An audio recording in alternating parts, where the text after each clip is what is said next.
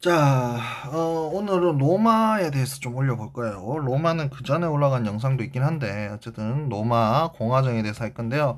로마는 크게 공화정 시기하고 제정 시기가 있고, 요 사이에 넘어가는 기점이 되는 시점이 있어요. 그래서 요 통틀어서 물어볼 때도 있고 따로 물어볼 때도 있으니까 한번 유심히 잘 들어보도록 합니다. 자, 로마 공화정 시작할 때 보면 로마도 이제 도시국가로 시작을 합니다. 그리고 기원전 6세기 말에는 왕도 있었는데 그 왕을 몰아내고 공화정을 수립합니다. 아마도 그리스 아테네하고 비슷하게 이제 그 중장 보병이 등장을 하고 그러면서 이제 전쟁에 있어서 보병이 중요해지기 시작하니까 그렇게 되지 않았나 싶어요. 자, 요때 만들 때 기본 구조가 뭐였냐? 두 명의 집정관, 그 다음에 원로원, 민회 요렇게 이제 정치체제 이루면서 권력을 나누어 가지게 되는데 요거 이제 로마 공화정이라 합니다. 자, 평민권의 성장을 보면요, 상공업이 부유해지면서 평민들이 중장보병으로 군대를 주력을 담당하게 되면서 정치적 권리를 요구한다는 거죠. 그러니까 이제 아테네에서는 솔페 클페가 있었잖아요. 이 솔페 클페 과정을 로마에서 어떻게 거쳐갔냐, 요걸 보자는 거죠. 자, 로마는 호민관직을 만듭니다. 호민관직을 만드는데, 호민관직을 통해서 의회에서 의결한 사항에 대해서 거부권을 가질 수 있게 되고요. 평민회도 설치를 합니다. 그러니까 이 민회하고 다른 평민회도 설치를 하게 돼요. 그 다음 법률 제정으로 넘어가요. 이게 중요해요. 법률 제정으로 넘어가는데 이때 12표법, 로마의 최초의 성문법인 12표법이 나오고요. 그 다음 집정관 2명 중에 한 명은 평민에서 선출할 수 있도록 하는 니키니우스법, 그 다음에 평민의 결의가 법적 효력을 가질 수 있도록 하는 호르텐시우스법이 됩니다. 그래서 평민이 법률상 귀족과 동등한 권리를 가지게 되는 거죠. 그래서 호민관직부터 호르텐시우스법까지 이렇게 변화되는 과정들을 좀 이해해 두는 게 중요할 것 같아요. 그래서 이때부터 뭐라 부르냐? 로마 원로원과 인민. 그러니까 원로원만큼 인민도 권력이 세졌다라는 거고요. 역사학자들은 이때 알렉산드로스가 동방으로 가지 않고 서방으로 왔다면, 그러니까 서쪽에 로마로 왔다면 상황은 어땠을까에 대해서 상상하는 사람들이 좀 있습니다. 로마의 팽창과 공화정의 위기 봅시다. 아이러니하게도 이렇게 한 힘, 그러니까 권력을 쥐게 되니까 이제 미네가 권력을 쥐게 되니 로마가 더 융성해집니다. 그러니까 아무래도 이 자기 나라에 대해서 권력을 갖게 되면 책임감이 생기고 그 책임감을 가지고 더 세력을 키워나가겠죠. 그래서 기원전 3세기에 이탈리아 반도를 통일하고 그냥 포에니 전쟁 중요해요. 포에니 전쟁에서 카르타고한테 승리합니다. 이 카르타고는 여러분 페니키아 기억나나요? 그 4대 문명할 때 페니키아 거기에서 그 사람들이 세웠던 게 카르타고예요. 그래서 서지중해 패권을 장악을 했고요. 마케도니아와 그리스와 아나톨리아 지역까지 정복합니다. 그래서 지중해 대부분의 지역을 점령하면서 로마의 호수, 지중해를 로마의 호수라고 이제 부르게 되죠. 뭐 이러면서 이제 로마는 공화정이 더 잘 될 줄 알았는데 오히려 여기 위기가 왔다는 거야. 이유가 뭐냐면 백성들이 나가서 전쟁하는 동안에 그런 동안에 자기 농장을 잘 가꿀 수 없잖아요. 그 전쟁하고 돌아오면 오히려 더 가난해지는 거예요. 그 가난해질 때 귀족들이 그들의 땅을 뺏어서 대형 농장을 만들게 되는데 또 전쟁에서 얻은 노예들은 또 귀족들이 데리고 가서 여기서 일을 시킨 거예요. 그래서 나티푼디움이랍니다. 이런 게 이제 경쟁이 발생하고 자영농이 몰락하게 되죠. 이걸 막아보고자 이제 나왔던 사람들이 우리가 알고 있는 그라쿠스 형제입니다. 티베리우스는 농지법 제정을 해요. 그래서 유력자에게 토지 제한을 제한하죠. 여러분 그 왕망 기억나죠? 왕망에 토지 매매를 금지했잖아요. 그거하고 좀 비슷하다 이렇게 생각하면 되고요. 가이우스는 곡물법을 제정해서 빈민들에게 값싼 곡물을 제공합니다. 다만 이것들 귀족들의 반대로 실패로 돌아가게 됩니다. 자, 그래서 이 그라쿠스 형제 이후에 이제 평민파와 귀족파 간에 이제 싸움이 일어나게 되는 거죠. 그러면서 이제 누가 이 상황을 어떻게 해결할 건가에 대한 이제 논쟁들이 좀 일어나게 되는 건데요.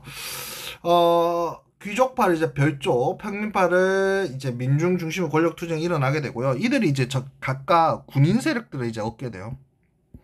군인 세력. 특히 이제 뒤에 가면 모병제가 실시가 되면서, 모병제가 실시되면 군인과 군사들 간의 유대관계가 더 강해진다 했어요. 그러면서 군인 정치, 군인들끼리의 싸움은 이제 변질되게 되죠.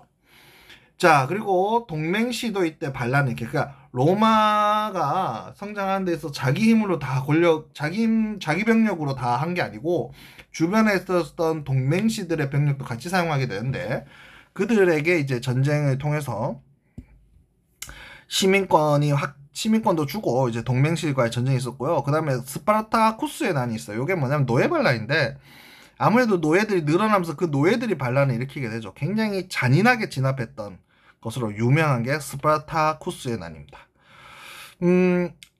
삼두정치가 이때 요런 혼란기에 이제 삼두정치가 나오는 거죠. 3명의 유력한 군인들이 이제 혼란스러우니까 우리끼리 좀 연합을 해서 이 문제를 해결해보자. 그래서 1차 삼두정치 카이사르, 크라수스, 폼페우스 이렇게 되는데, 결국 카이사르가 다 정리를 해요. 크라수스와 폼페우스 정리를 하지만 카이사르 그가 황제가 될 것 같으니 카이사르를 원로원에서 암살함으로 인해서 카이사르가 죽게 되고 2차 삼두정치로 가는데, 2차 삼두정치는 아무래도 카이사르의 영향력이 컸던 옥타비아누스가 권력을 잡게 됩니다. 이때 이제 카이사르의 영향력이 동일하게 이제 안토니우스에게 있긴 있었으나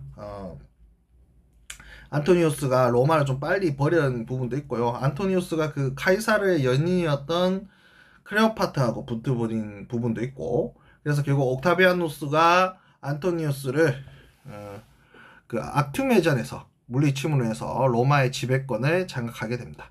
그러면서 사실상 이제 공화정이 끝이 나고 옥타비아누스에게 권력이 집중되는 현상이 일어나게 됩니다.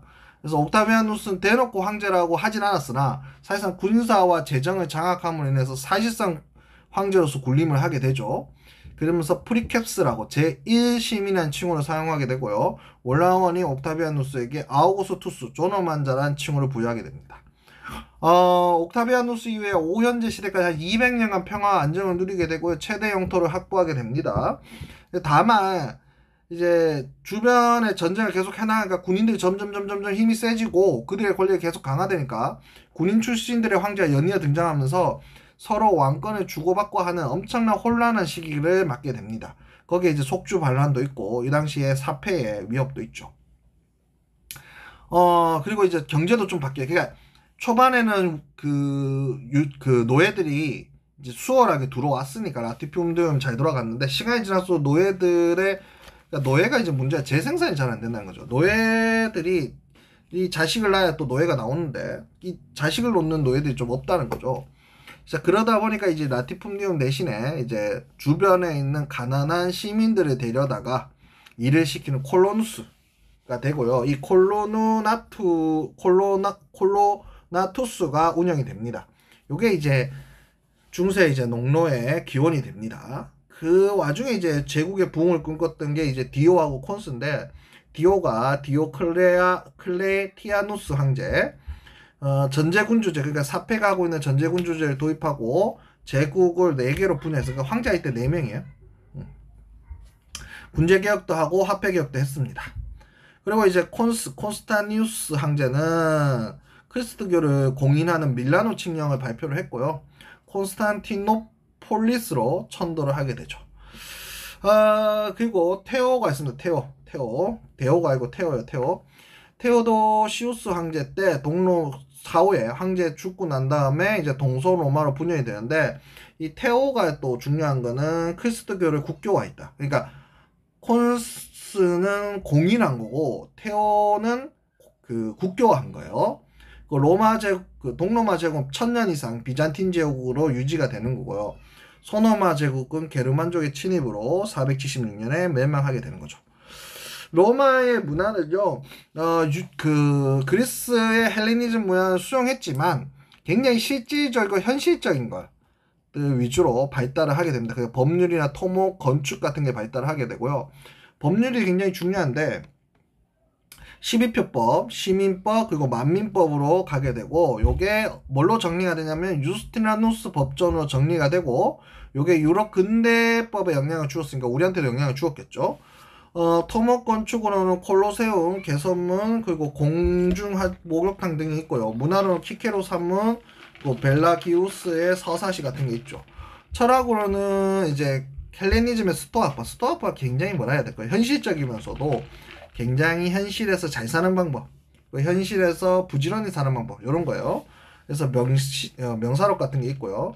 역사로는 리비우스의 로마사 뭐 여러 가지가 있죠. 이런 것도 있다라는 거 보면 되는데, 과학으로는 포톨로 네마이오스의 천동설이 있습니다. 천동설이 그러니까 기독교로부터 시작되었다 이렇게 생각하는 건 조금 오해가 있는 소지가 있어요. 천동설은 기본적으로 인간이 좀 자연스럽게 할 수 있는 생각 중에 하나예요, 사실은. 그리고 그리스도교의 설립과 전파를 보면 요 당시에 이제 예수님이 탄생을 하시고 로마 중반쯤에, 그러니까 공화정에서 제정을 넘어간 그 시점에 예수님이 탄생을 하시고 유대교의 선민사상과 율법주의를 배격하면서 보편적인 사랑과 평등을 설교하고 예수님 사후의 가르침을 확산하게 됩니다. 탄압은요, 그리스도교 황제 숭배를 반대하죠. 그러니까 교회나 그 당시 기독교인들은 황제 숭배를 거부합니다. 이게 우상 숭배라 해서. 우상 숭배로 문제가 되는 게 세계사에서는 두 가지예요. 요 황제 숭배 거부하고, 그 다음에 세 가지를 할 수 있겠네요. 뒤에 가면 그 동서교회가 분열되는 우상 숭배 문제가 있고요. 성상 파괴론이죠. 그 다음에 명청대의 전례 문제가 있었죠. 그 다음에 로마 제국의 박해로 이제 카타콤 같은 거 만들어서 이제 몰래 숨어 있다가, 그러면서 계속해서 그리스도교가 교세를 확장하게 되니까 콘스탄티노플 황제 때 밀라노 칙령으로 그리스도교를 공인하고요. 니케아 공회 때는 아타나시우스파, 요게 이제 전통이 되고, 요 이에 거는 이제 이단이 되는, 드디어 이제 그리스도교에서 정통과 이단 논쟁이 발생하게 되고요. 그리고 이제 아까 얘기했죠, 테오도시우스 황제 때는 그리스도교를 국교로 선포하게 됩니다. 그래서 이렇게 전개가 되는구나, 이렇게 이해를 하면 될 것 같아요.